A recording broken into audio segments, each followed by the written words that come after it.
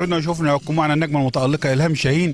كلمينا حضرتك عن تشريفك لمؤتمر السينما بمحافظه الفيوم، وكلمه تقولها لشعب الفيوم بمناسبه وجود.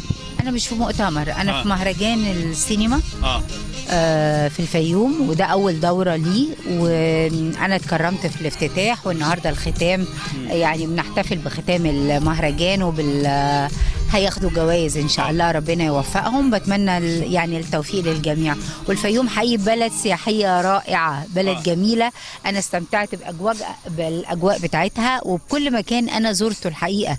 يعني واحنا هنا في اسمها ايه اللي احنا فيها دلوقتي؟ رمال. وادي الريان لا مش وادي الريان، ليها اسم. لا هنا في قريه تونس طبعا، وزرت منطقه الرمال المتحركه هنا طبعا.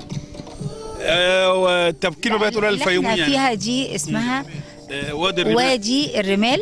مظبوط. وادي. انت من الفيوم ومش عارف اسمها؟ انا عماله اسالك وانت بتقول حاجه تانية. مش معقول. ولما رحنا طبعا وادي الريان وشفنا الشلالات وبحيره قارون ومعبد قارون. يعني زرت عده اماكن الحقيقه سياحيه رائعه، وقريه تونس. حاجات جميله قوي، بدأوا الناس كلها تيجي سياحه جميله في تونس. تبكير بتقولها للشعب الفيوم؟ اقول لهم ربنا يوفقكم، بلدكم جميله قوي. يعني خدوا بالكم من بلدكم واسعدوا بيها. شكرا لك.